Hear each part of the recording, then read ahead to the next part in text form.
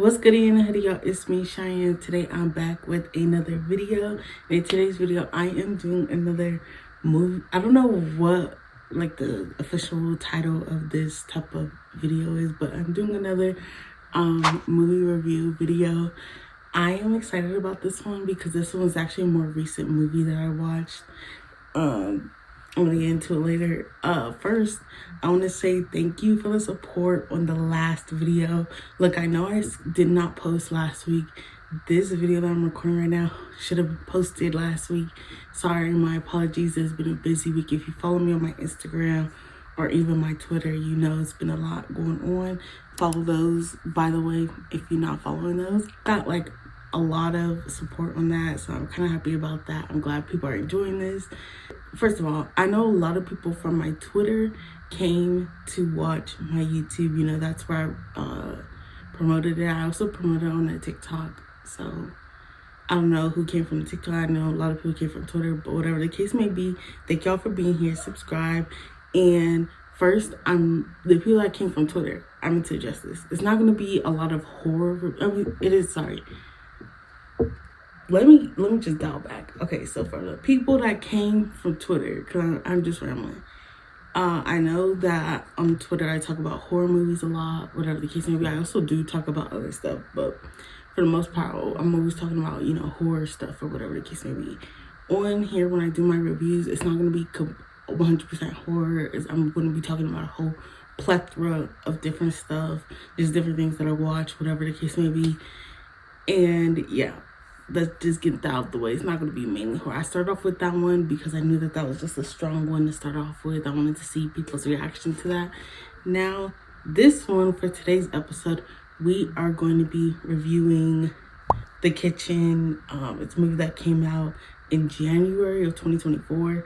I loved the movie. Granted, the ending is not my fave, but it is a good movie. If the summary sounds a little formal, yeah, I had to write this for the paper. I didn't write a script, and I'm reading my paper, so it is. I'm gonna summarize some parts, but whatever the case may be, I'm trying my best. Okay, so yeah, so we're gonna be reviewing The Kitchen. Then I'm gonna give my thoughts afterwards, exactly the same style like I did the other video. So yeah, without further ado, let's get straight to it. The Kitchen is a like sci-fi type movie. I don't know, that came out January, somewhere in January. I put the date or whatever, in 2024. It does have black leads in it, which, you know, draw my attention. It is on Netflix if you guys want to watch it. And here is the summary of the movie. The Kitchen is a story of a man named Isaac and a boy named Benji, who don't know each other, but their worlds soon will collide due to a person's death they both have some sort of relationship with. The movie begins by showing us the scenery. The kitchen takes place in a technological, I don't know if that's right, or technologically dystopian London in the year 2044. So it'll be 20 years from now. A large gap between the rich and the poor people that leads the poor having to be forced out of the city, forced out of London, you know, if they're not able to live there. The ones that remained, they chose to create a densely populated form of social housing, and it includes a lot of you know, black and brown people in this densely populated place, and it's called The Kitchen. You know, that's what this area is called. This is where we meet our main character. His name is Isaac, or like I will be addressing him, and like he's addressed a lot throughout the movie, Izzy. Izzy is a single man. He's very stubborn and resilient. He doesn't have many friends or interest in interacting with other people. He just stay to himself, stay out the way, do his own thing. That's that. But despite him having a salesman job at Life After Life, where he sells like plants to people whose family members passed away. So what they'll do is, I think they cremate the family member that passed away and then make it into a plant. So then you can still, it's life after life. You get it? His goal at the beginning of the movie is to afford his way out of the kitchen and into the rich side of London, or technically the basically majority of London. During one of Isaac's shifts at Life After Life, he overhears, because it's an announcement of who died or whatever, he overhears the name of a woman he knows who died, right? He walks into a room and then he sees the woman's son, Benji. Benji is a 12-year-old boy who is lost in life now. You know, he lost his mother, his mom just passed away. He doesn't have anybody else really. So now he's lost, he's trying to figure out his way in this world, right? He lives in the kitchen, it's already a whole lot, right? Benji is now on a search for someone to provide any guidance to this broken economy. Benji and Isaac first encounter is when Benny questions Isaac, asking him what is his connection with his mom and how he was hoping his father would show up. Isaac gives Benji a ride home, but this isn't anywhere near the end of their chapter. As Benji is on his quest to build a relationship with someone to fill that now empty gap his mom once occupied, he meets a man named Staples, who's the leader of a biker gang. This gang is known for the violent tactics they use against the police raids in the kitchen.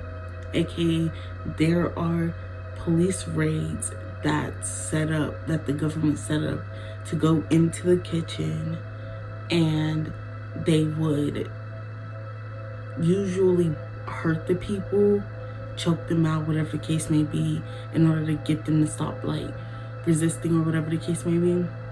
They'll hurt these people and then drag them out and throw them outside of I don't know if the city or the country or whatever the case may be. We just know that they get dragged out of the kitchen and we don't know what happens to them. I'm assuming they get deported, whatever, right? Benji is finding a sense of community with them, with the biker gang, but is still hesitant to join. Isaac happens to find Benji hanging out with this gang and tells him about it. During this discussion, a raid hits and everyone on the street begins running as the police begins injuring and forcing people out of the kitchen. Isaac and Benji run inside of Isaac's flat. After this, Izzy decides to take him under his wing for a while.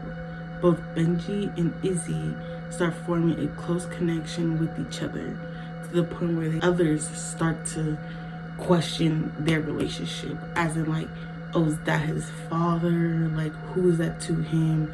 Right? Including the people that are questioning him, Benji even begins to question their relationship as to, is this possibly my father? These lines of questioning leave a disconnection between them, leading to Benji to go back to Staples and Isaac back on his quest to move out of the kitchen. During a huge raid, Benji realizes that the gang violent tactics aren't what he wants and hides in Isaac's flat.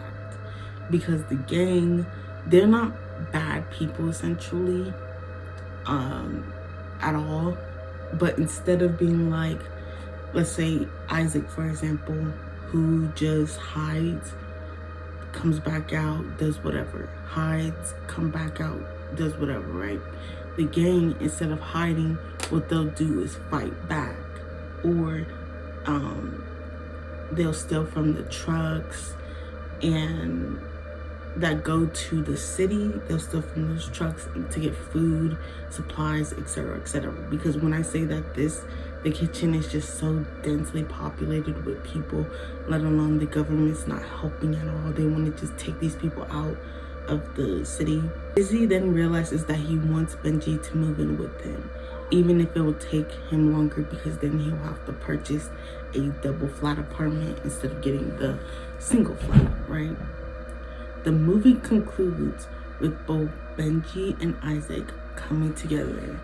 Benji asks for the final time if Isaac is his father, and Isaac responds teary-eyed with, "Do you want me to be?" Benji thinks for a moment and says, "Let's just see how it goes." Sound of the raid and warning grows louder, and the screen goes black. The movie ends with the conclusion that is up to the audience to interpret. So that was The Kitchen. I fairly enjoyed this movie. It is a really good movie in my opinion. Do I love the ending of it? No, but I also don't hate it. I kind of do like that it's up to interpretation. One thing that I did want to discuss is the fact that, first for one, it's like when I first watched the movie, which was back in January, right?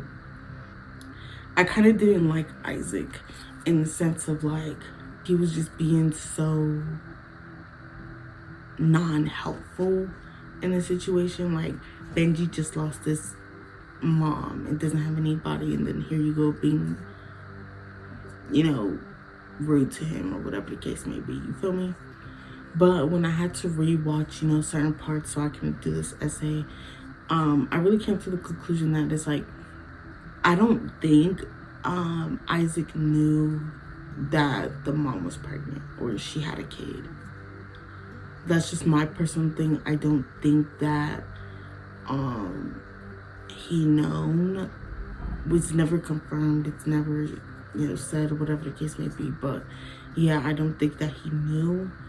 And if he didn't know, you know, then it's not his fault. I'm not gonna blame him, whatever the case may be. But it's also like another thing that I didn't realize literally until earlier today. I was doing this essay, is that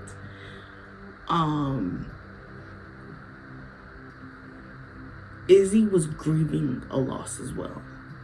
Especially you see it in one of the last scenes of the movie when they are planting the mom's plant into like an actual garden thing.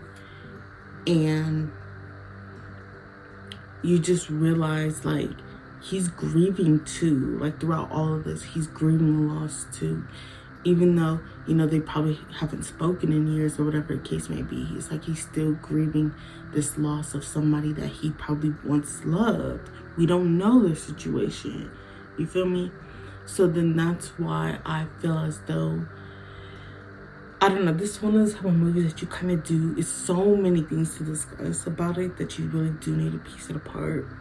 Like the whole kitchen in itself. It's just like insane how they're living in a world where it's so much technology, so many resources or whatever, and instead of spreading out these resources to you know, the poor people or the people that can afford or whatever the case may be, they'll rather just throw them out because they don't fit the quota anymore, I guess. Even the gang, like you get introduced to the gang like in the first few scenes, and you think like, okay, they're bad people because they're stealing from they stole from one of the trucks or whatever the case may be, right? But it's like they're not really bad people. They don't have food, they don't have resources because the government completely cut them out and is just trying to throw them out of the country.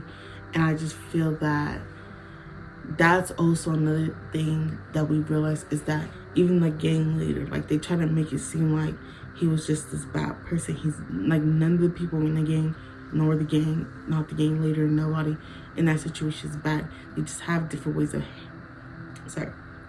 they just had different ways of handling the situation. Isaac's whole thing is that he's like battling multiple things. He's battling becoming a father, losing a person, finding his community. He never feels like he's even a part of the kitchen. Like, he has a coworker named, I forgot his name. I'll put the coworker up if I even remember, but he's a coworker, and this coworker, he reminds Izzy the importance of what the kitchen is, the importance of everything, you know, because Izzy forgets that. I fairly enjoyed it. You know, if anyone wants to watch it, want to watch it. It actually didn't get good ratings. That's just one thing that just irritated me, because I feel like that, okay, you're not giving it good ratings because they never essentially answer the question if Izzy is this boy's father, which I personally think he is, but it's like on the sense of like he's probably finding out as well. So is that why you gave it a bad rating? Or like, what was the actual thing? Because to me, this movie deserved 5 stars on, what was it, the IMDb thing. I don't know, I forgot what it's called. But just any rating system at all. And the fact that I didn't hear people talking about it, it's such a good movie in my opinion. People are always like, oh, we need to discuss A, B, and C. We need to have more discussions around this, more conversations, whatever the case may be. But like, here's this great movie that covers so much deep stuff, or even stuff that's up to people's interpretation, and then they sit there and it's like, I don't know, I just feel like that there could have been so much discussion around this. It didn't get as much. That's why I'm here talking about it, because I really want people to watch it. I think it's a good movie. It's on Netflix. I know that. Yeah. If you follow me on Twitter, you already know I've been talked about this a minute ago. I fairly enjoyed it. I like I said, I just think it's so good. So yeah, go check it out if you guys haven't watched it. I hope you guys did enjoy this movie review. I really want to do more of these. I also have other things planned for this channel as well. I hope you guys stay tuned in for.